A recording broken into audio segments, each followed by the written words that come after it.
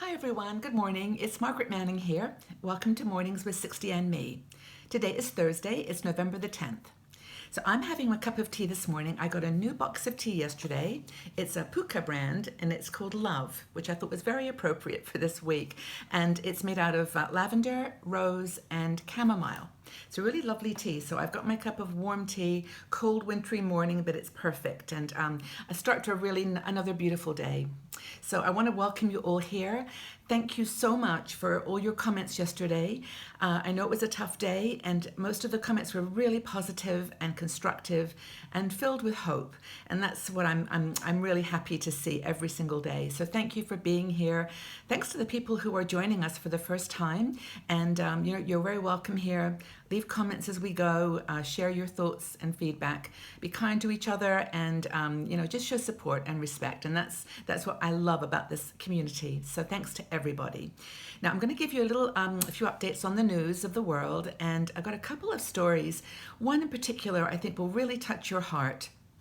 Other will inspire you to take some action. And I've also got a gift for someone, another lovely gift I'd like to share with someone. So stay till the end of the show and I'll give you all the details. So as the world turns, obviously world leaders are responding to the election of a new president. The markets are stabilizing a bit after a kind of bumpy day yesterday. And, the world is, just adjusting to the new reality. President Obama has invited Donald Trump to the White House today and beginning of that transition process. So it's going to be an interesting few weeks of news. Now, also, on the evening of the election, by the way, there were some things that got passed that you might not know about that might intrigue you. For example, California, Nevada, and Massachusetts legalized recreational marijuana. That was one of the the things on the ballot in those states. And also North Dakota, Florida, and Arkansas voted for medical use of marijuana. So it was a big night for pot smokers in those places. But it's really turning out to be one of the largest growing industries in the United States. And it's projected that the income is going to be something like $22 billion a year. That's billion, by the year 2020. So very, very interesting development there. And there's already several states that allow recreational use. So there we go, another trend. There's been a lot of articles written yesterday and today about how to deal with this new reality that we're facing. Next Avenue wrote a great article on the things that we hope the new government will look for to support women, and people over 60. And they have they write great articles, by the way, Next Avenue. We'll put the link in the article here, but they want obviously to improve retirement security, improving health care and affordability, and assisting family caregivers. And they were the three things that Next Avenue thought should be a point of focus. And if you've got other ideas on what you think should be on the agenda, that would be really a great conversation to have. The Huffington Post wrote a great article too yesterday about what to do if you're feeling a little overwhelmed by everything that's been happening, and gave 3 really good suggestions. And again, we'll leave the link. But Huffington Post gives a pretty balanced view, and they thought these were some ideas. First is to volunteer.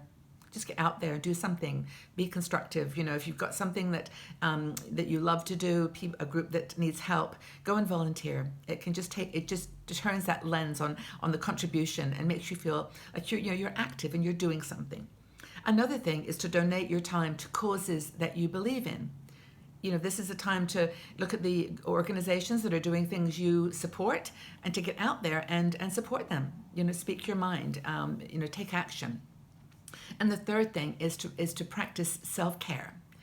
And if you're feeling a little vulnerable, a little bit worried, or just a little stressed out still, take care of yourself. And in this article by Huffington Post, there are about 10 different organizations, numbers that you can call, people you can connect with. And of course, we're here. We're here for each other. So let's do what we can to, just reach out, give each other virtual hugs, like comments, just be there for one another. I think that's one of our greatest, things that we can offer.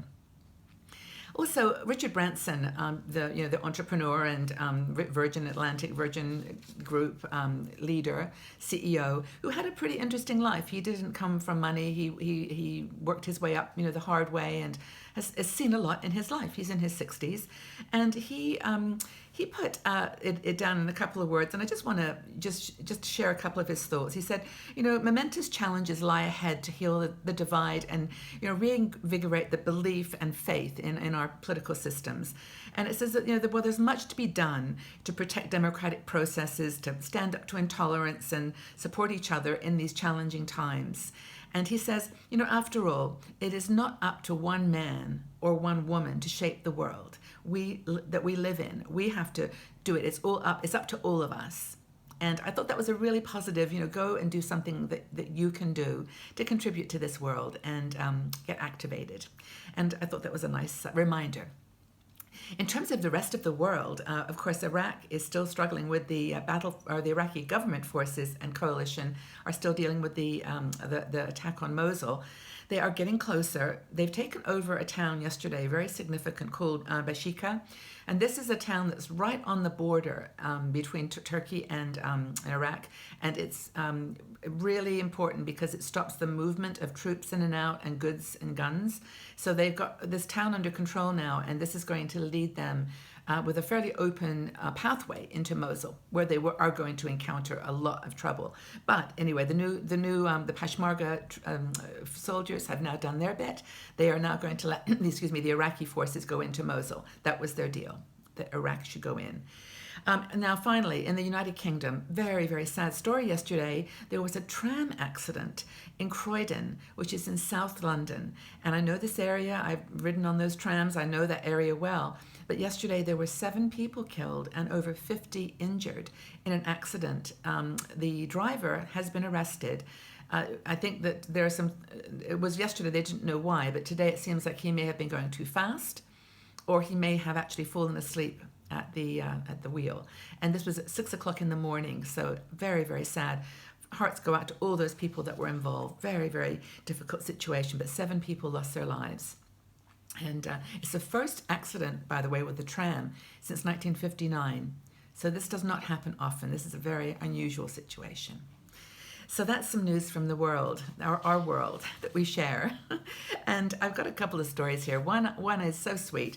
This is a story about a little boy whose name was Arye Berkowitz, and he is 10 years old, and he lives in Sydney, Australia.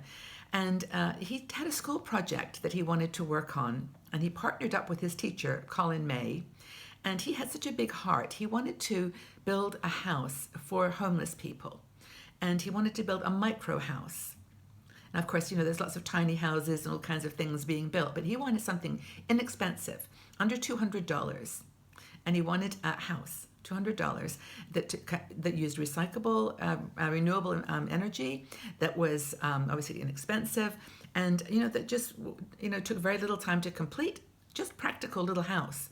So he worked with his teacher. He says we shared ideas, we got advice from other people, all the great things an entrepreneur does. Tested his product, and he says basically we wanted to help someone, and so he built this little house. And he said, that maybe no one can move into it right now because it's just like a prototype, but he said that he hopes in the future that it can be someone's home. And right now, he said, let's just use it as an awareness generator for people that don't have any places to sleep at night. And honestly, I wish I could show you the picture of this little house, because it was very tiny, of course, and it was basically a bed and a little sink. And it's a little sink that someone could wash their face, and just is very subsistence living. But it was $200. He made it from recyclable materials. It's solar powered, and it costs $200, and has a rainwater recycling system where rainwater can be captured. And it took about a month and a half to build. Now, could you imagine like thousands of those around the world, just to get people started if they're on the streets and need a place that's warm and out of the rain and cold? I just thought it was a beautiful story, and one little person, he's only 10 years old, decided it was worth having a go and trying to do something positive for his world, and that's his story. I love it. It was really cool. And maybe we can all not look at doing something just quite that specific, but with very little money and very little, with a lot of collaboration and working together, it can be done. So that's my feel good story for today. I hope you enjoyed that, and I love telling those kinds of little tales. But if you know of any interesting stories like this, never hesitate to tell us. I'd love to cover them. Or if you know anybody doing something cool, let us know.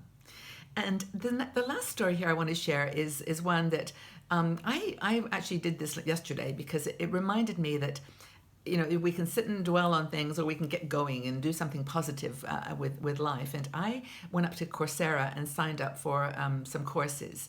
Coursera is one of many online courses that you can join any age of person, but they are everything from medieval history to religious studies to to algebra, mathematics, really any topic.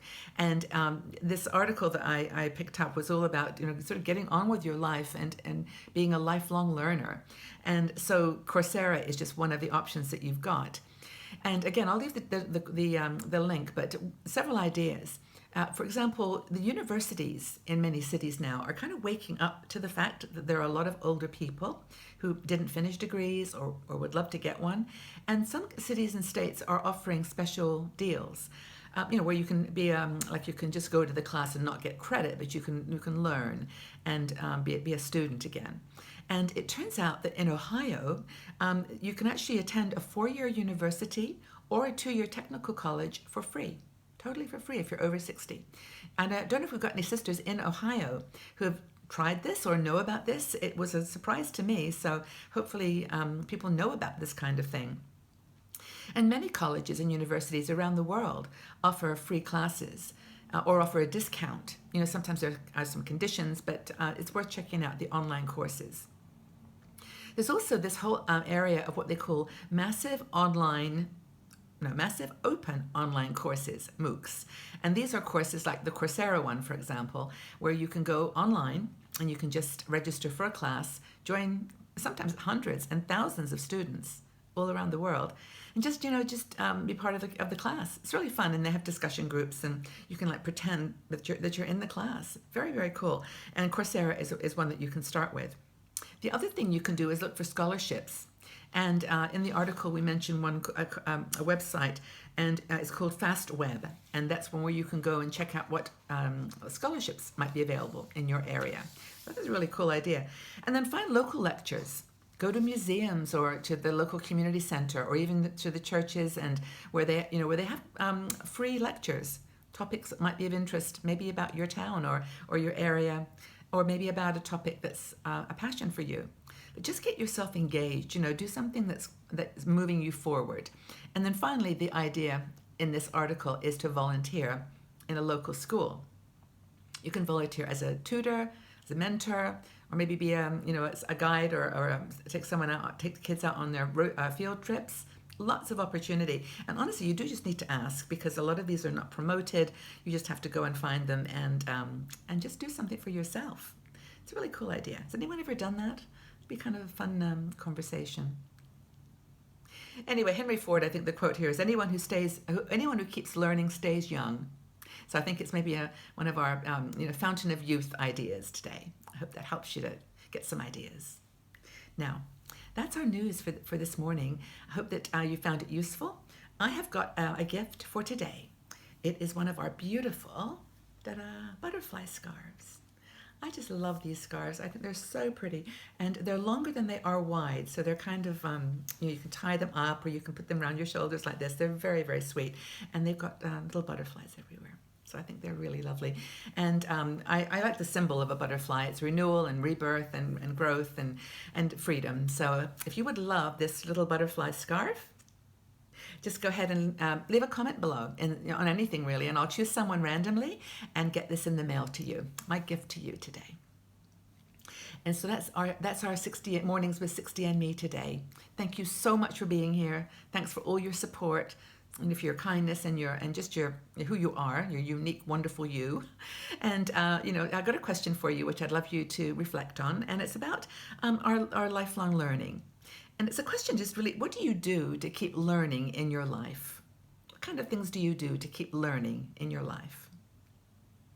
Leave your comments in the section below and we'll have a conversation. Chime in, join each other, and make some new friends. And I really do look forward to seeing you all back here tomorrow on Mornings with 60 and Me. Take care, everybody. Bye-bye for now.